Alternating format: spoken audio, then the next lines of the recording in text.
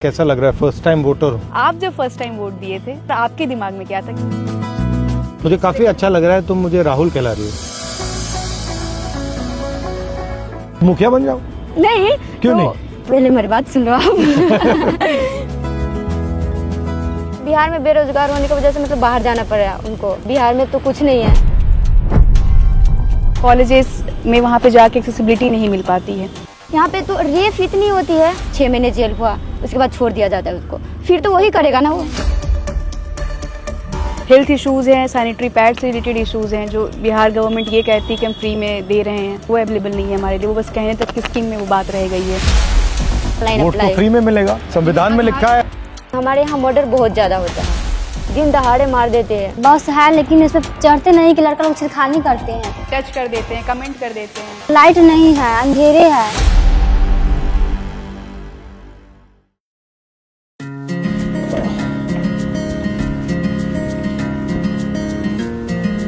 बताओ क्या हो रहा है?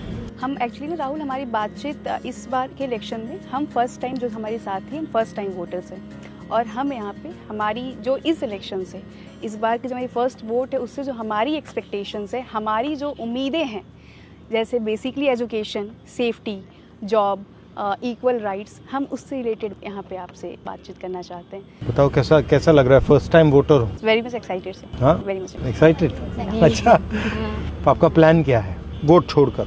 पढ़ाई क्या हो रही है, कैसी चल रही है? पढ़ाई तो खत्म ही हो गई है। खत्म हो गई। जैसे कि 10th पास करके मेरे घर से मतलब कॉलेज बहुत दूर है।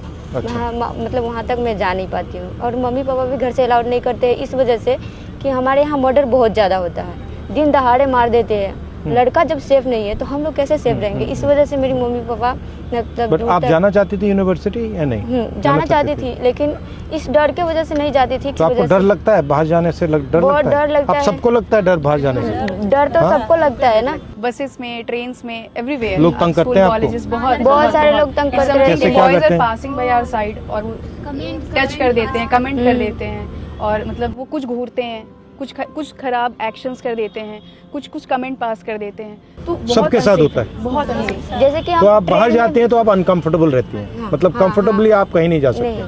नहीं जा सकते। आप बिहार के बाहर गई हैं? बिहार के बाहर मतलब आप गई? कहाँ गई आप? मैं बनारस BHU में पढ़ाई कर रही हूँ। अच्छा, ठीक है। एक बार मैं पंजाब गई थी, वहाँ पे मतलब मुझे मतलब भाई के साथ जाना पड़ा, तो मैं गई थी तो वहाँ पे। क्या भाई वहाँ काम करता है? हाँ, भाई वहाँ काम करता है। मेरे हस्बैंड भी मैरिज हूँ। हाँ। तो मेरे हस्बैंड भी वहाँ पे काम क्या करते हैं? राइस मिल के सुपरवाइजर है। अच्छा, हस्बैंड और भाई दोनों? हाँ, भाई दोनों राइस मिल में काम करते हैं। हाँ, क्योंकि मतलब बिहार में बेरोजगार होने की वजह से मतलब बाहर जाना पड़ रहा है उनको। मतलब पंजाब में बहुत सारी कंपनीज है और बिहार में तो कुछ नहीं है। यहाँ पे नहीं है। यहाँ पे कंपनीज क्यों नहीं आती? क्या लगता है आपको, कारण क्या है इसका? कारण क्या कि सरकार नहीं देती है ना। राहुल, हमारे लिए एक बहुत बड़ी इशू हेल्थ के सेक्टर में भी है लड़कियों के लिए, जो कि इस काफी इलेक्शन अच्छा लग रहा है। तुम मुझे राहुल कहला रही हो। अच्छा लग रहा है। तो हमारे लिए सबसे बड़ा एक मेजर इशू है जो हम गवर्नमेंट से एक्सपेक्ट करेंगे, जो गवर्नमेंट आए, कि हम हमारे हेल्थ सेक्टर में काम हो। काफ़ी चीज़ें हैं जो एज अ विमेन हम फेस करते हैं, जिसकी वजह से हमारे स्कूल कॉलेजेस भी छूट जाते हैं। पब्लिक वॉशरूम्स या वॉशरूम जो स्कूल कॉलेजेस में हैं वो साफ़ नहीं होते, वहाँ अवेलेबल नहीं होते हैं। बाहर निकलते हैं तो पब्लिक वॉशरूम नहीं होते हैं। जैसे हमारी वो साथी हैं, वो पैदल जाती हैं कॉलेज, और उनको फैसिलिटीज़ नहीं है उनके पास। बताइए। शर्माना नहीं है। मैं 3 किलोमीटर दूर पैदल चलकर मैं कॉलेज जाती हूँ, और रोड पे कोई सुविधा नहीं है। बस है लेकिन इसमें चढ़ते नहीं कि लड़का लोग छिड़खानी करते हैं, और रोड पे टॉयलेट नहीं है जिसमें मैं जा सकूँ। ये रोड पे लाइट नहीं है, अंधेरे है, और पुलिस की गाड़ी उड़ी नहीं मैं देखती हूँ कि उसको मैं अपना दुख जो बता सकूँ कि ऐसे हो रहा है।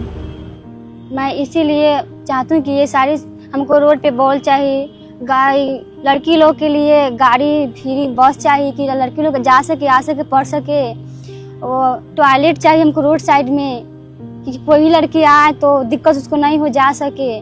मैं उसी को वोट दूंगी कि हमको सारे समस्या को हल करें। मतलब मेजर इश्यूज जो है कि मतलब एटलीस्ट पब्लिक वॉशरूम तो हम एक्सेस कर सके। For main it's very easy कि वो कहीं भी उनके लिए हो जाती है, बट हम एज एन फीमेल ये फेस करते हैं ना कि हम कहीं जा रहे, कुछ बहुत इमरजेंसी है, we are searching for somewhere कि कुछ होटल्स कुछ मिल जाए, जो कि वहाँ भी बेसिकली बड़े होटल्स अलाउड नहीं करते। हम उस सिचुएशन में बहुत बुरे फंस जाते हैं। अगर कभी हमें पीरियड्स आ रहे हैं, इन रास्ते अगर हो जाता है, हम परेशान हो जाते हैं, हमें भाग के घर आना पड़ता है। बहुत तरह की ऐसी दिक्कतें हो रही हैं जो, और एजुकेशन सेक्टर में सबसे बड़ा तो हमारे लिए इशू यही है ना कि हमें कॉलेजेस में वहाँ पे जाके एक्सेसिबिलिटी नहीं मिल पाती है।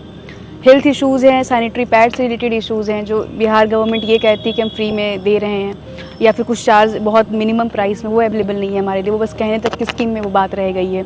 मुझे लगता है चाहे वो शिक्षा का सिस्टम हो, स्वास्थ्य का सिस्टम हो, वो सारा का सारा प्राइवेटाइज हो रहा है, और उसमें जो गरीब लोग होते हैं वो मतलब लाखों रुपए तो दे नहीं सकते हैं, नहीं दे सकते, तो वो फंस जाते हैं बीच में। तो मुझे लगता है कि जो हाई क्वालिटी सरकारी एजुकेशन है, हाई क्वालिटी सरकारी अस्पतालें हैं, उन पे भी फोकस होना चाहिए। कोई बीमार हो जाता है, खेती करता है, वो 4, 5, 7, 10 लाख रुपए कहाँ से लाएगा?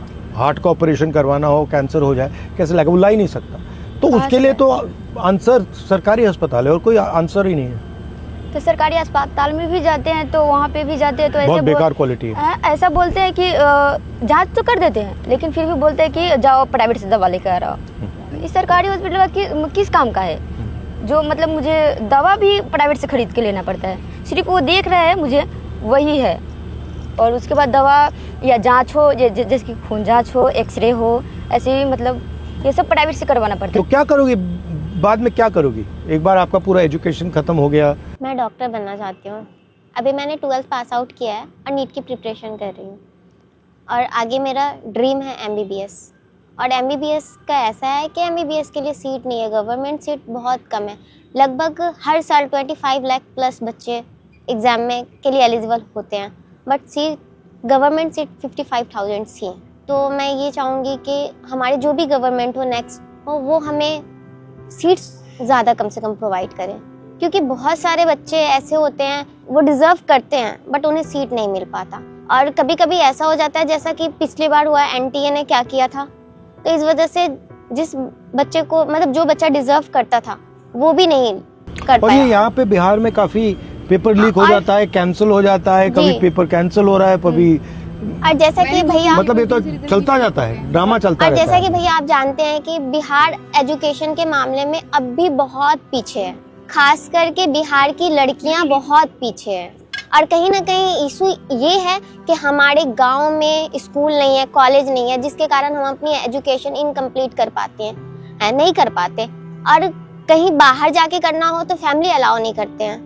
अगर वो चीज़, वो सुविधा अगर हमारे गांव में हो, हमारे गांव में अगर स्कूल हो, कॉलेज हो, तो हम कर पाएंगे, हम अपनी एजुकेशन कंप्लीट कर पाएंगे। कहीं ना कहीं हमें वो उम्मीद होती है, चाहत होती है कि हम कुछ करें, पर वो फैसिलिटीज़ नहीं मिल पाती है जो कि गवर्नमेंट को प्रोवाइड करनी चाहिए थी, जिस वजह से हम अपनी एजुकेशन इनकम्प्लीट करके छोड़ देते हैं। जो मतलब थोड़ा अमीर है वो तो अपने बच्चे को प्राइवेट में भेजते हैं, सरकारी बनी किस लिए, मतलब उसमें तो हम सब लोग जाते पढ़ने ना, तो अमीर लोग प्राइवेट स्कूल में पढ़ाते हैं अपने बच्चे को, और जो गरीब लोग हैं वो जाते हैं सरकारी में।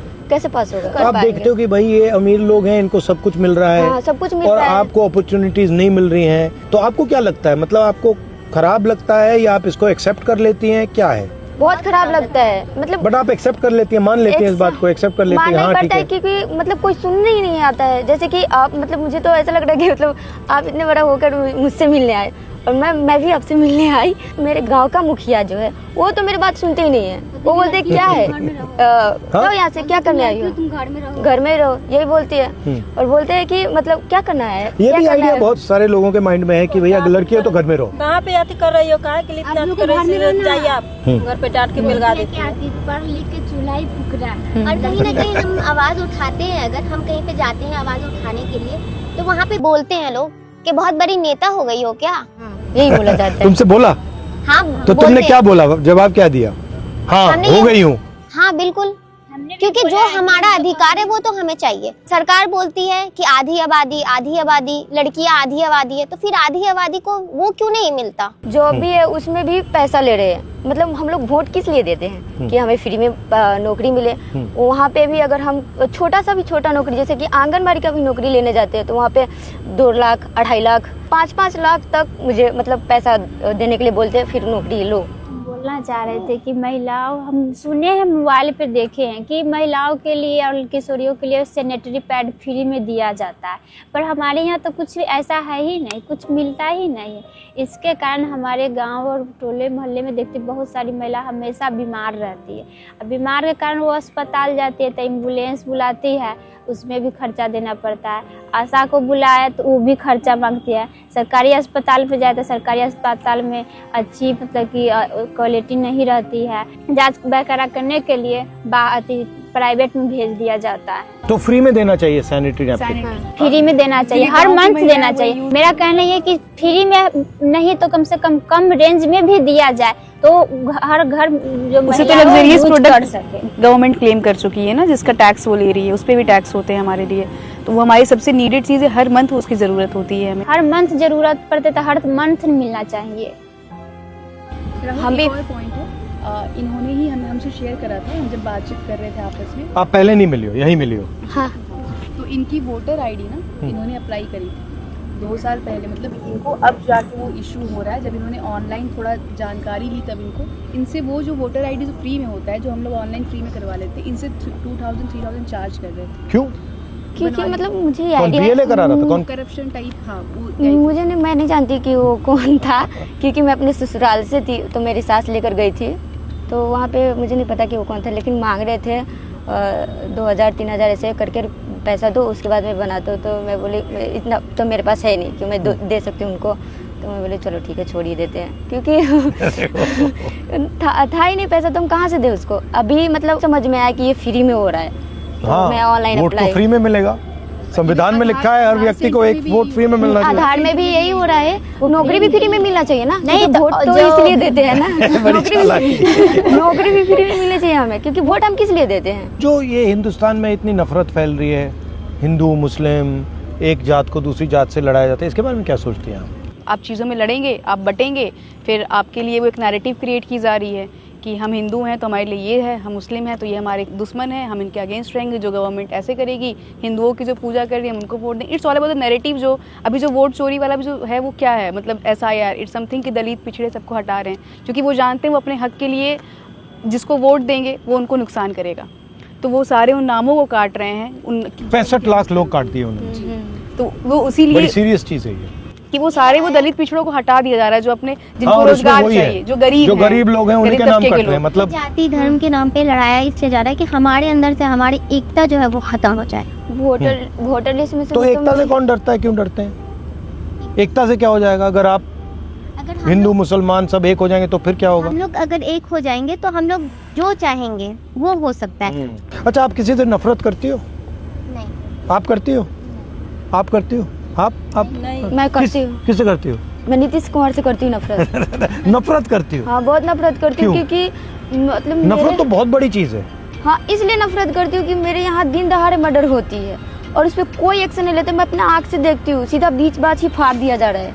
यहाँ पे तो रेप इतनी होती है, रेप में भी मतलब कोई केसेस मतलब ले लेते हैं, लेकिन उस पर कोई मतलब कार्रवाई नहीं। जैसे कि मतलब 6 महीने जेल हुआ, साल भर जेल हुई, उसके बाद छोड़ दिया जाता है उसको, फिर तो वही करेगा ना वो, फिर मतलब कोई अच्छी नहीं होता है, छोड़ देता है ना, फिर उसका भी कोई अच्छी होना चाहिए ना, सजा होना चाहिए।